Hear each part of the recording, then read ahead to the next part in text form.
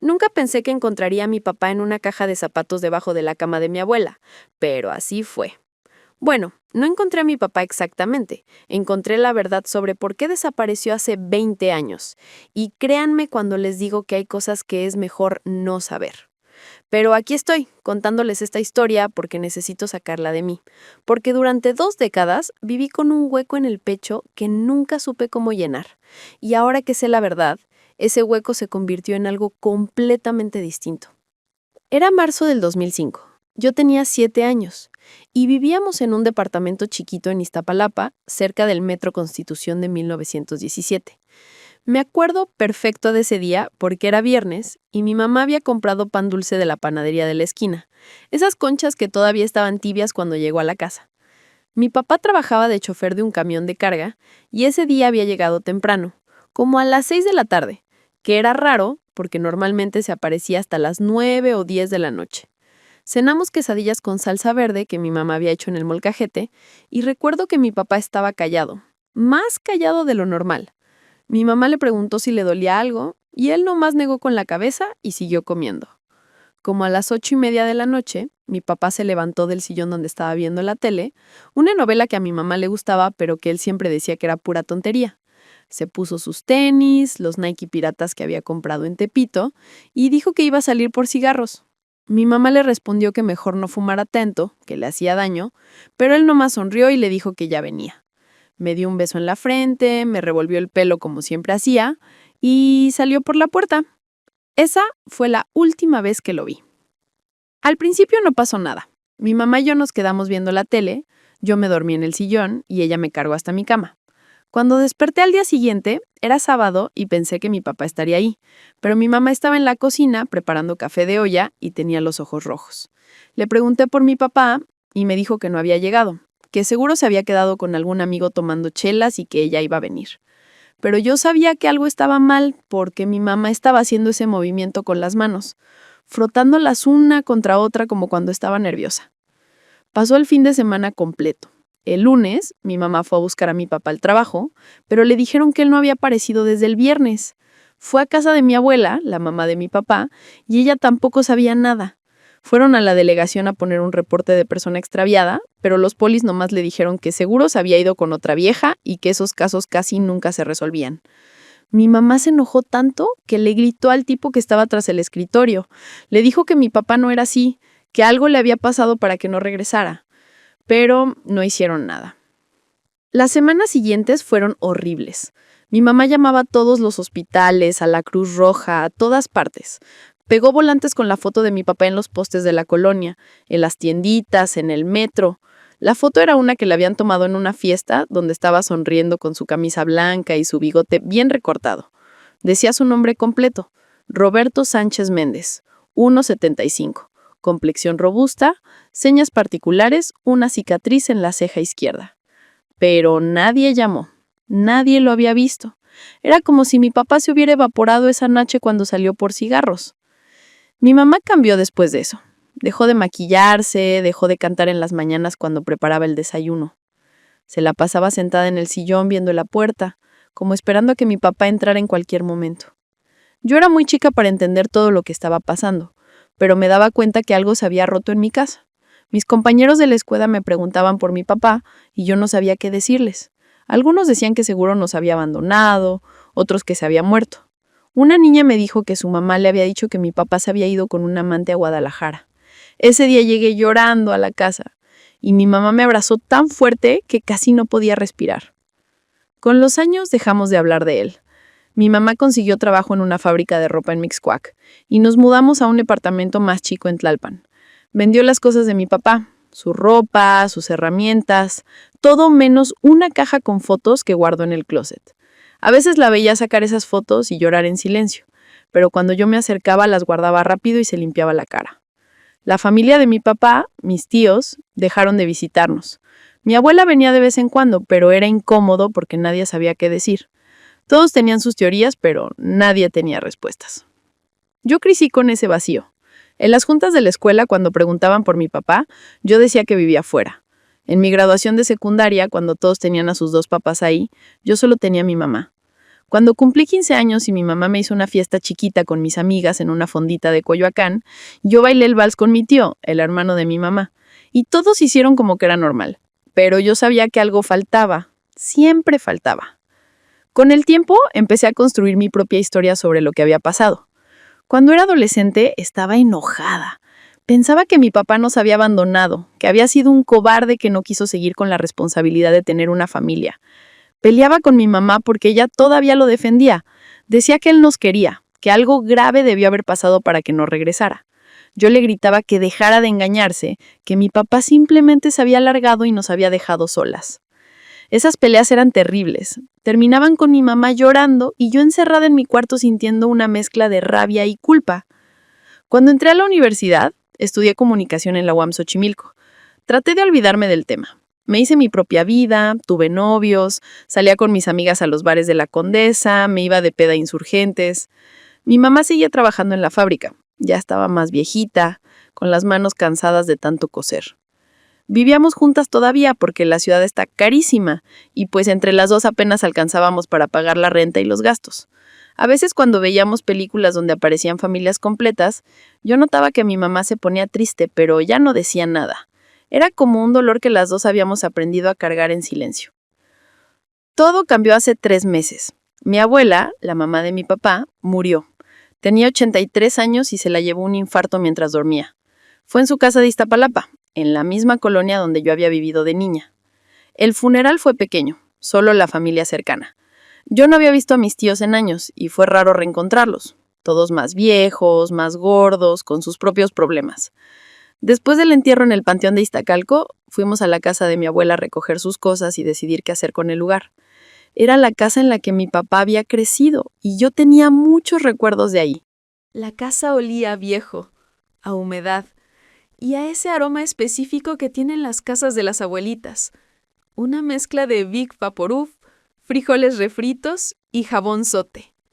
Mis tíos se estaban peleando por quién se iba a quedar con la tele y con los muebles. Yo me fui al cuarto de mi abuela porque no quería estar en medio de esa discusión tan triste.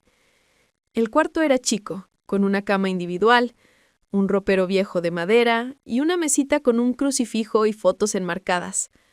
Había una foto de mi papá cuando era niño, otra de su boda con mi mamá y una mía de cuando hice la primera comunión. Empecé a revisar el ropero, sacando la ropa para ver si había algo que quisiera guardar como recuerdo. En el fondo, debajo de unas cobijas, encontré una caja de zapatos amarrada con un mecate.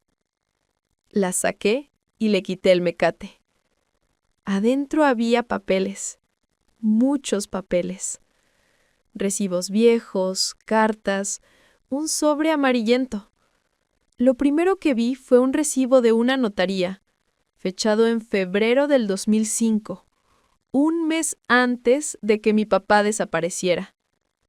El nombre de la notaría era Notaría Pública número 32 en la Colonia del Valle. El recibo era de un trámite que decía escrituración de propiedad. Me quedé mirándolo sin entender. ¿Qué propiedad? Nosotros nunca tuvimos casa propia. Siempre rentamos. Seguí revisando. Había una carta escrita a mano, con la letra de mi abuela. Estaba dirigida a mi papá, pero nunca la había mandado porque todavía estaba ahí. La carta decía: Hijo, sé que estás pasando por algo muy difícil, pero tienes que confiar en que Dios tiene un plan. No puedes huir de esto. Tienes que enfrentarlo. Piensa en tu hija. Piensa en Sandra. Ellas te necesitan.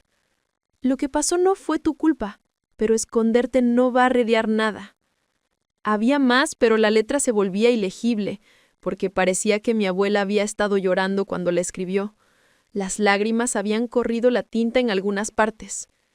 Mi corazón empezó a latir más rápido. ¿Esconderse? ¿Qué había pasado que no fue su culpa? Seguí buscando en la caja. Encontré un sobre cerrado con el nombre de mi mamá escrito encima. Sandra Ramírez. La letra era de mi papá. El sobre estaba sellado. Nunca había sido abierto. Me quedé mirándolo como 10 minutos, sintiendo que tenía en mis manos algo que podía cambiar todo. ¿Por qué mi abuela tenía esta carta? ¿Por qué nunca se la dio a mi mamá? Abrí el sobre con manos temblorosas. Adentro había 2 hojas escritas con la letra de mi papá, esa letra inclinada que yo recordaba de cuando me firmaba las autorizaciones de la escuela. La carta empezaba así: Sandra, si estás leyendo esto es porque mi mamá finalmente decidió dártelo, o porque algo me pasó y ya no pude explicarte las cosas como debía haberlo hecho desde el principio. Perdóname por todo. Lo que voy a decirte es muy difícil, y sé que vas a odiarme, pero necesito que sepas la verdad. Y entonces venía todo, toda la verdad que había estado escondida por 20 años. Mi papá escribía que en febrero del 2005, un mes antes de desaparecer, había atropellado a alguien. Había sido de noche, iba manejando su camión de carga por el periférico. Venía del trabajo cansado, con sueño. Dice que una persona se atravesó de repente, que él intentó frenar pero no pudo, que el golpe fue fuerte. Entró en pánico. En lugar de detenerse, siguió manejando. Dice que esa decisión lo persiguió cada segundo desde entonces, que no podía dormir, que veía la escena una y otra vez en su cabeza. Unos días después supo por las noticias que la persona había muerto. Era un hombre de 42 años que cruzaba el periférico para llegar a su casa. Dejó esposa y 2 hijos. Mi papá escribía que intentó seguir con su vida normal, pero no podía. Estaba destruido por dentro. Le confesó todo a mi abuela y ella le dijo que tenía que entregarse a las autoridades, que era lo correcto. Pero mi papá tenía miedo de ir a la cárcel, miedo de perdernos, miedo de arruinar nuestras vidas. Empezó a beber, a alejarse de nosotros porque no soportaba vernos a los ojos. Y entonces, dice la carta, recibió una llamada. Alguien lo había visto, alguien tenía pruebas, un testigo o una cámara, no quedaba claro. Le exigían dinero para no ir a la policía. Mi papá no tenía dinero, trabajaba para sobrevivir nomás. Entró en desesperación total. La carta explicaba que mi papá vendió el único terreno que su papá, mi abuelo que murió antes de que yo naciera, le había dejado como herencia. Era un terrenito en el Estado de México, cerca de Texcoco. Lo vendió por lo que pudo, rápido, desesperado. Con ese dinero pagó a la persona que lo estaba extorsionando, pero no fue suficiente. Le pedían más. Y entonces mi papá tomó la decisión más cobarde y la más devastadora de su vida. Decidió irse, desaparecer, alejarse de nosotros para que no nos arrastrara en su problema. Pensó que si él no estaba, nadie nos buscaría a nosotros, que estaríamos más seguras. La noche que salió por cigarros, realmente salió para no volver nunca más. En la carta, mi papá decía que había planeado mandarnos dinero desde donde estuviera, que quería protegernos, pero que sabía que nos estaba abandonando. Decía que era un cobarde, que no merecía nuestro perdón, que había arruinado 3 vidas, la del hombre que mató, la suya y las nuestras. La carta terminaba diciendo: «Cuida a nuestra hija, Sandra. Dile que su papá la amó más que a nada en este mundo, pero que era un hombre roto, que no supo cómo arreglar lo que había destruido. No me busques, es mejor así. Te amé y te amaré siempre. Perdóname». Me quedé ahí sentada en el piso del cuarto de mi abuela, con esas hojas en las manos, sintiendo como si todo mi cuerpo se hubiera vuelto de piedra. No podía llorar, no podía respirar bien. Todo lo que había creído durante 20 años se había derrumbado en 10 minutos. Mi papá no nos había abandonado porque no nos quisiera. Nos había abandonado porque era un cobarde que cometió un error terrible y no tuvo el valor de enfrentarlo. Y lo peor, lo absolutamente peor, era saber que había otra familia destruida, otra niña o niño que había perdido a su papá por culpa del mío, y que nunca habían tenido justicia. No sé cuánto tiempo pasé ahí. Escuchaba a mis tíos todavía discutiendo en la sala, escuchaba los carros pasando en la calle, el sonido de un camión de gas con su silbato, una señora vendiendo tamales. La vida seguía pasando afuera como si nada, pero mi mundo se había volteado completamente. Guardé todo en la caja, até el mecate de nuevo y salí del cuarto. Mis tíos me preguntaron si estaba bien porque, según ellos, me veía muy pálida. Les dije que sí, que solo era el cansancio del funeral. Me fui de la casa con la caja debajo del brazo. Llegué a mi departamento en Tlalpan como a las 8 de la noche. Mi mamá estaba viendo la tele, una de esas series turcas que le gustan. Le dije que necesitábamos hablar. Ella apagó la tele y me miró con esa cara de preocupación que las mamás tienen. Me senté a su lado en el sillón y le di el sobre. Le dije que lo había encontrado en casa de mi abuela. Mi mamá vio su nombre escrito en el sobre y se quedó paralizada. Me preguntó qué era y yo solo le dije que lo leyera. Vi cómo mi mamá abrió el sobre despacio, con manos que temblaban igual que las mías habían temblado. Vi cómo sus ojos recorrían las palabras, cómo su cara iba cambiando de la confusión al horror, del horror a la tristeza más profunda que he visto en alguien. Cuando terminó de leer, las lágrimas le caían en silencio, sin sollozos, solo lágrimas que corrían y corrían. Dejó las hojas en su regazo y se cubrió la cara con las manos. Yo la abracé y las dos nos quedamos así, llorando, sin decir nada porque no había nada que decir. Después de un rato mi mamá empezó a hablar. Me dijo que ella había sospechado que algo más estaba pasando ese último mes antes de que mi papá desapareciera, que él había estado raro, nervioso, que tomaba más de lo normal, que una noche lo escuchó llorando en el baño, que le preguntó qué pasaba y él le dijo que eran problemas del trabajo. Mi mamá dijo que había querido creerle, que había querido pensar que todo iba a estar bien, pero en el fondo siempre supo que había algo más, algo que él no le estaba diciendo. Le pregunté a mi mamá por qué mi abuela nunca le dio la carta. Mi mamá negó con la cabeza y dijo que probablemente mi abuela tampoco sabía qué hacer, que tal vez pensó que era mejor que no supiéramos, que siguiéramos pensando que mi papá se había ido por razones que podíamos entender. O tal vez mi abuela tenía miedo de que mi mamá fuera a la policía con esa información. No lo sabíamos y ya no lo sabríamos nunca, porque mi abuela se había llevado esa decisión a la tumba. Los siguientes días fueron horribles. No podía concentrarme en nada. Estaba en el trabajo, trabajando en una agencia de publicidad haciendo diseño gráfico, pero mi mente estaba en otro lado. Pensaba en esa familia que perdió a papá, en esa viuda y esos niños que nunca supieron quién fue el responsable.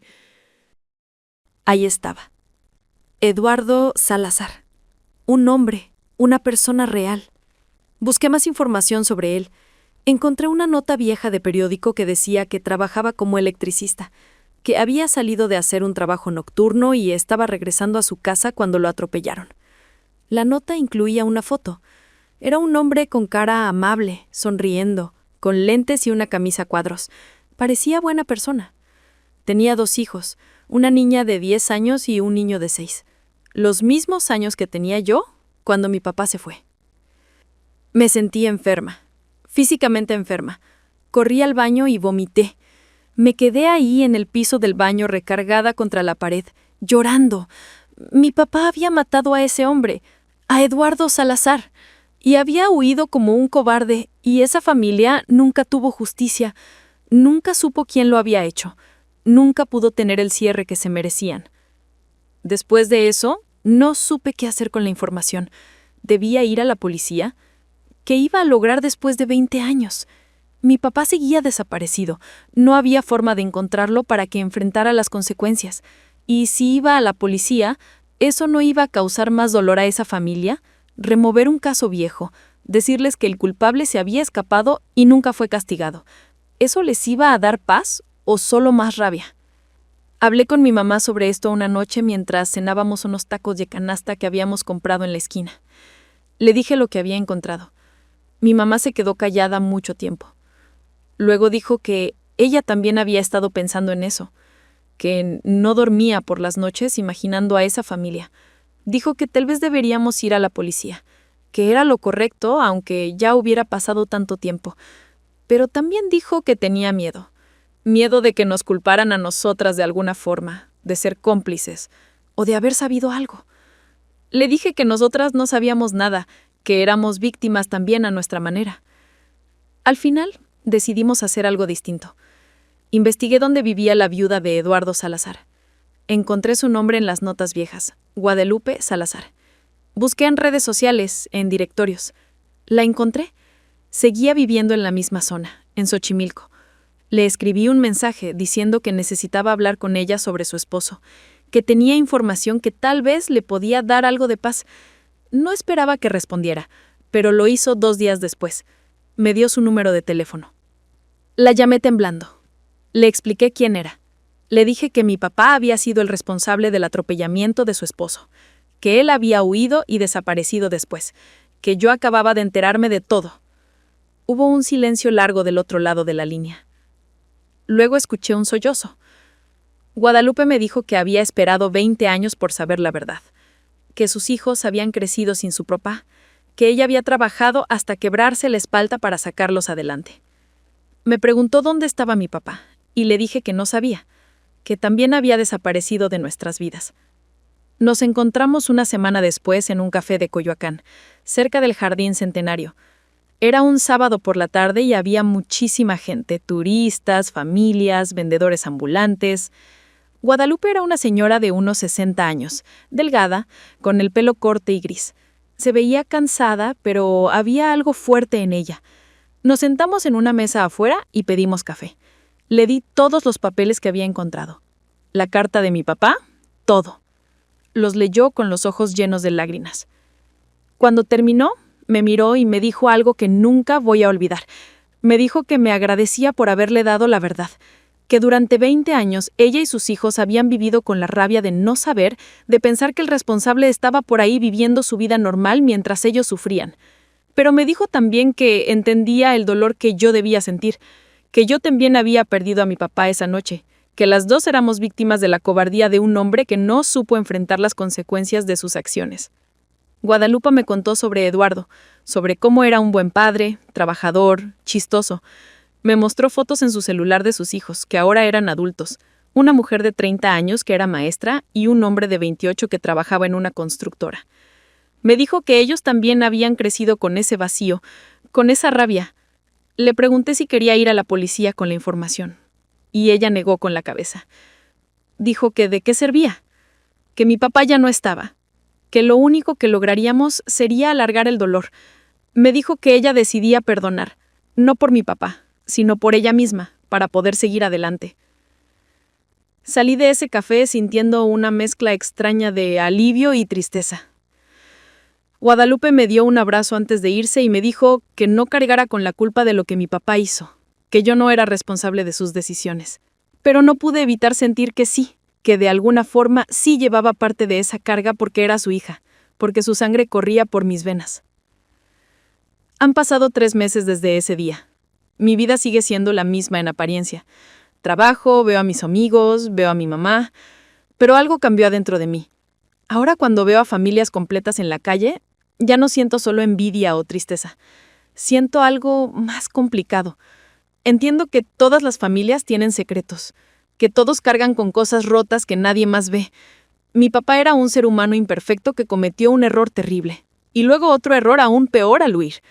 No lo justifico, pero lo entiendo un poco más.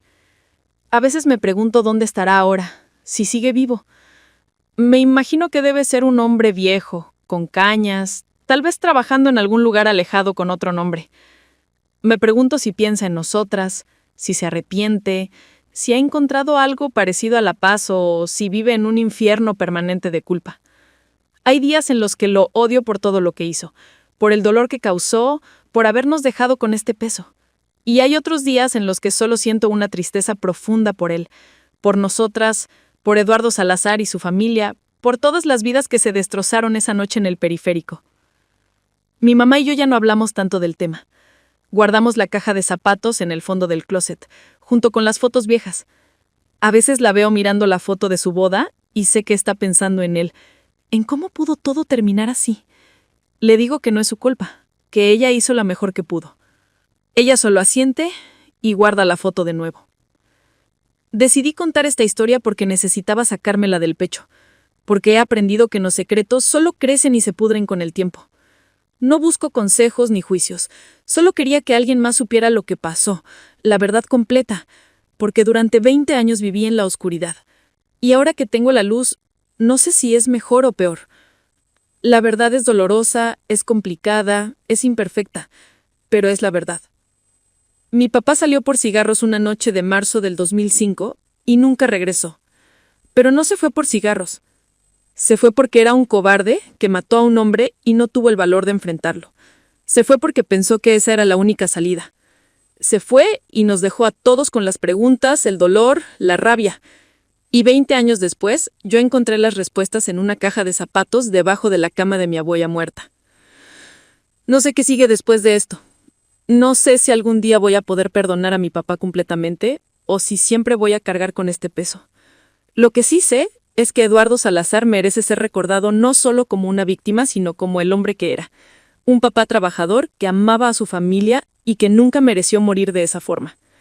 Y que su familia, Guadalupe y sus hijos, son las verdaderas víctimas de todo esto, las que tuvieron que seguir adelante sin respuestas durante tanto tiempo. Esta es mi historia. La historia de la noche que mi papá salió por cigarros y nunca regresó. La historia de un secreto que se mantuvo escondido por 2 décadas. La historia de un crimen que nunca se pagó, de una cobardía que destruyó vidas. Es dolorosa, es incómoda, es real. Y ahora ustedes la saben también.